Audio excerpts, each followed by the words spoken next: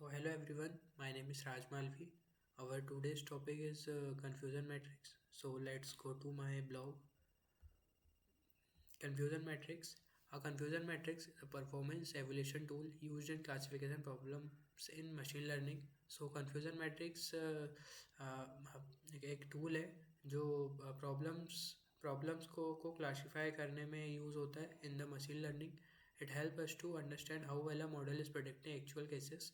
सो ये हमें basically use होता है जो एक मॉडल का प्रेडिक्टेड डाटा होता है उसे बताने में कि वह कितना सही है और कितना गलत.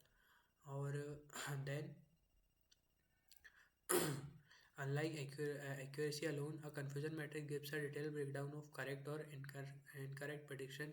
So basically ये हमें बताता है कि जो हमारा प्रेडिक्टेड डाटा है वह कितनी वैल्यूज़ तक सही है और कितनी वैल्यूज़ तक गलत प्रेडिक्ट हुआ है. Then what is confusion matrix?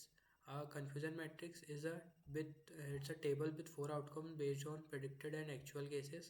So जो हमारा कन्फ्यूज़न मैट्रिक्स है वो बेसिकली एक्चुअल और प्रेडिक्टेड क्लासेस के बेस पे फोर आउटकम्स में डिवाइडेड है. जैसे कि ये हमारा टेबल है. Then true positive TP. जब जो हमारा डाटा, अगर हमारा कोई डाटा प्रेडिक्टेड हुआ है, अगर वो सही है प्लस वो पॉजिटिव है तो वहाँ पर हमें ट्रू पॉजिटिव आएगा. देन जो हमारा डाटा है अगर वो सही है बट वो नेगेटिव है तो वहाँ पर हमें ट्रू नेगेटिव आएगा. देन अगर जो हमारा डाटा प्रेडिक्ट हुआ है वो गलत है पर वो पॉजिटिव है तो वहाँ पर फॉल्स पॉजिटिव आएगा. देन जो हमारा डाटा प्रेडिक्ट हुआ है वो गलत है बट वो नेगेटिव है सो वहाँ पर हमारा फॉल्स नेगेटिव आएगा. देन वाई कन्फ्यूजन मैट्रिक्स है इम्पॉर्टेंट. सो जो कन्फ्यूजन मैट्रिक्स है वो बेसिकली हमें यूज़ होता है अंडरस्टैंडिंग टाइप्स ऑफ एरर्स, जो एरर्स होती हैं उन्हें समझने में. देन एवरेटिंग क्लासिफिकेशन परफॉर्मेंस, जो हमारा परफॉर्मेंस है उसे क्लासीफाई और अच्छे से समझने में. Then calculating important metrics like, जो हमारे इम्पोर्टेंट मैट्रिक्स के कैलकुलेशंस होते हैं उनको समझने में और उन्हें सॉल्व करने में. देन एक्यूरेसी, जो हमारा प्रेडिक्टेड डाटा होता है वो सही है या गलत है, कितना सही है कितना गलत है उसे एक्यूरेट बताने के लिए. प्रिसिजन, ये हमें एक एग्जैक्ट नंबर देता है कि कितना डाटा गलत है और सही है. देन रिकॉल और F1 score. it is especially used when dealing with imbalanced data sets. सो ये हमारा बेसिकली मतलब स्पेशली यूज़फुल होता है जब हमारा डाटा इम्बैलेंस्ड डाटा सेट होता है. Then metric derived from confusion matrix.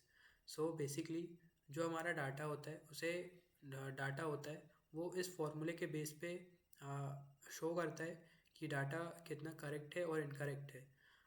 Then जो हमारा प्रिसीजन के लिए जो होता है वो ये फार्मूला यूज़ होगा, how many predicted positives are actually positive.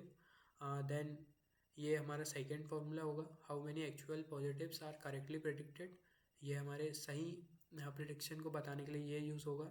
Then एक एग्जांपल है, जो हमारी ईमेल्स जो हमारा स्पैम को डिटेक्ट करता है उसके लिए कुछ ऐसा यूज़ होता है.